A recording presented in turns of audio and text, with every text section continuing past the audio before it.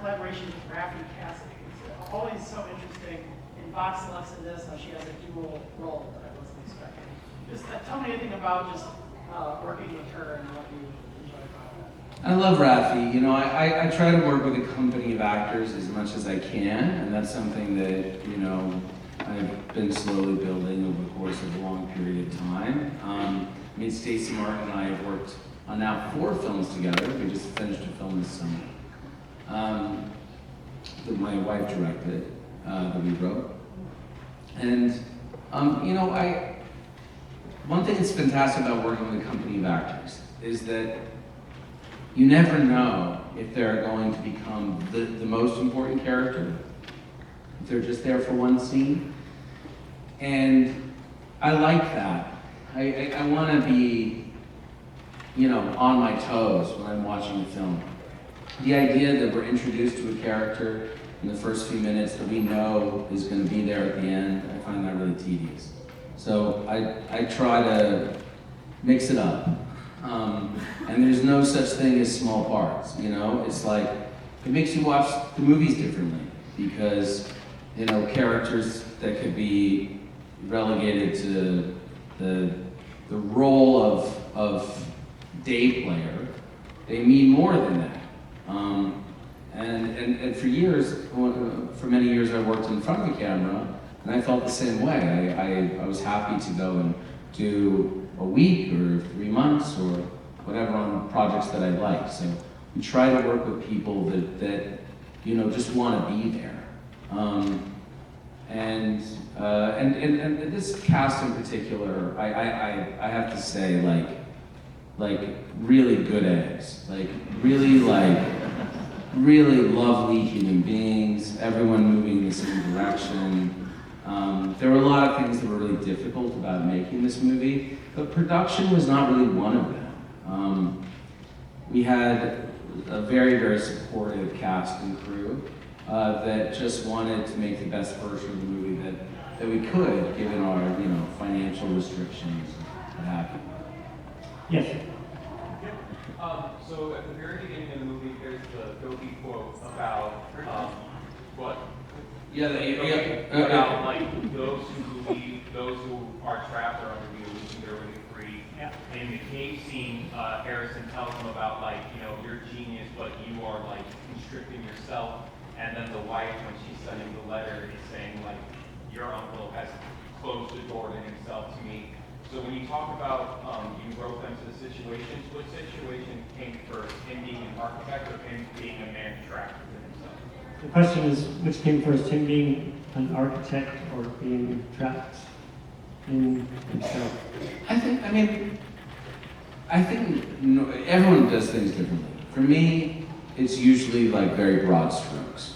Like I'm gonna make a movie about brutalism.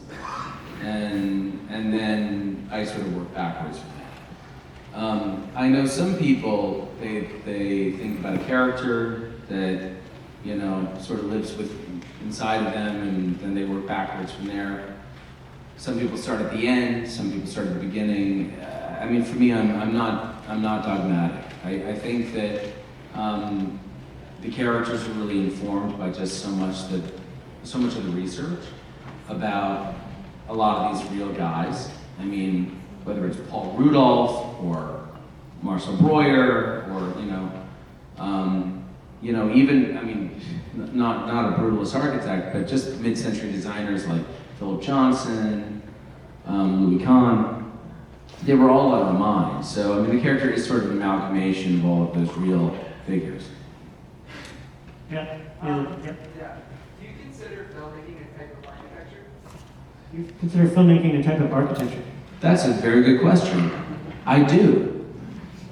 I really do. And no, it's interesting because so something I'm really excited about is that, with virtual reality right now, is that one of its initial applications that already functions pretty well, and I think that in maybe 3 to 4 years is going to function really well, is editing, like Minority Report style, where you are able to, touch your image, squeeze a few frames out of it, put it on the timeline.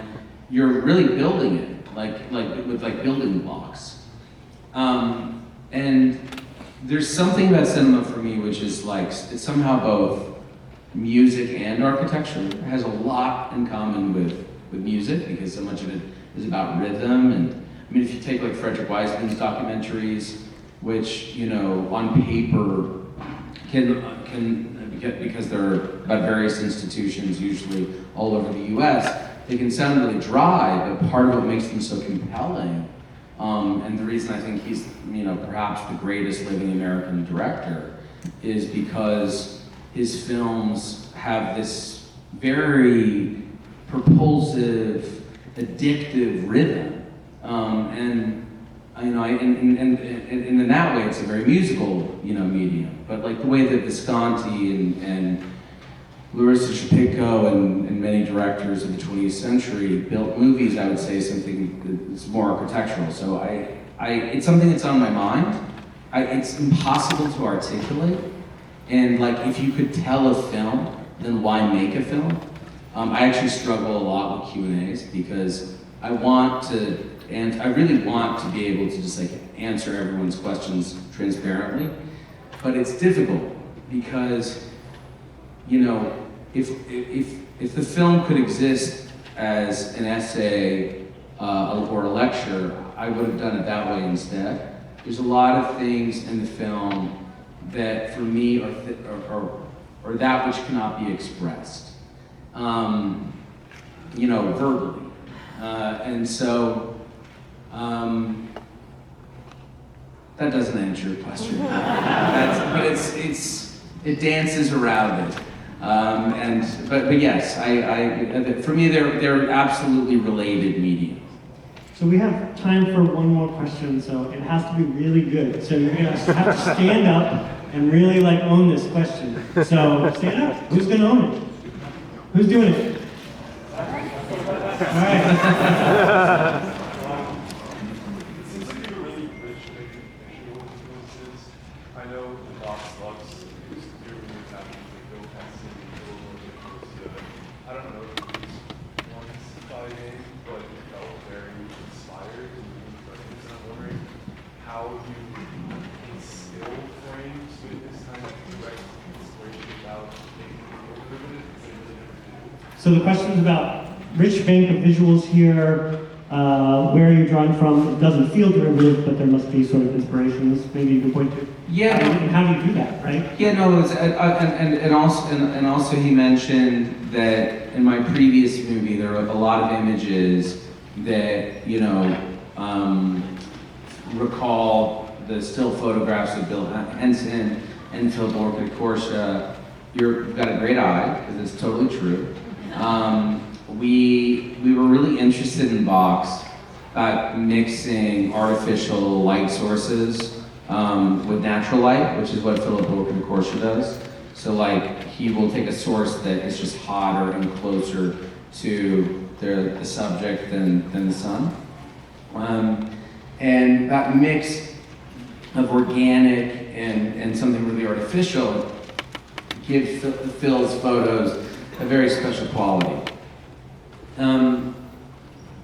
I think that basically, there's a Jacques Corbet quote about how, someone asked him, do you worry about being influenced by, if I've seen too many films? And Jacques Corbet said, well, no, I worry about seeing too few, because, if I only have 3 or 4 points of reference, then I'm just going to ache, whatever it is that I've seen. Now, when you make a movie, you're making it with, thousands and thousands of impressions, some which you're aware of and many of which you're not. I mean, there's many, many, many films that this movie's been compared to that I was not thinking about at all. And I really mean that. It was not a part of the conversation. And I get it. I don't think that people are right or wrong. I just mean to say that, if they see something that they feel like they've seen before, or it feels like it's in dialogue with that thing that's come before it, it's very likely that it's not on purpose. And you know, I'm a cinephile. I love comedies. I love dramas. I love art house movies. I love big tentpole release movies. Less at the moment. I mean, let's hope that they improve. But there was a time when I love, like, you know, True Lies.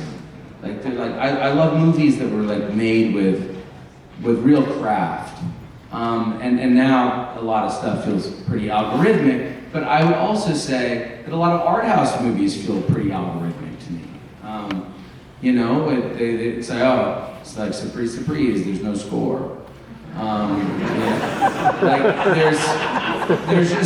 there's this thing where I think it's important to bob and weave, and basically to do what's correct for every scene at any given moment, based on many, many, many factors. So for me, if a film if there's a sequence that needs a lot of texture, we shoot it on 16 millimeter. If we're shooting something in the 1980s, we shoot it on digibeta. Everything in the 1950s, which is the majority of the movie, is VistaVision, which was engineered in the 1950s by Paramount for, you know, their biggest and most epic productions. So for me, I try to throw like the rule book out. I'm not particularly interested in it.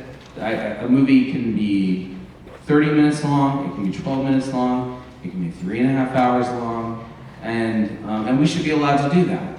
And I think that one way that we can communicate, you know, to distributors and exhibitors that we want to see things that challenge those conventions is by showing up the way that you have tonight, and I really appreciate it. And whether you love the movie or hated the movie, totally valid points of view.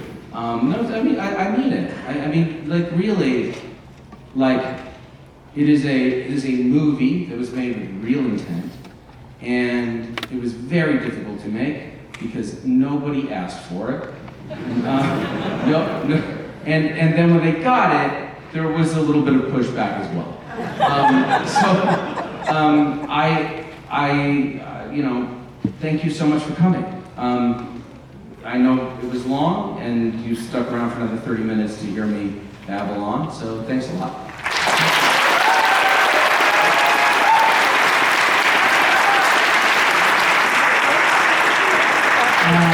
I think so very well.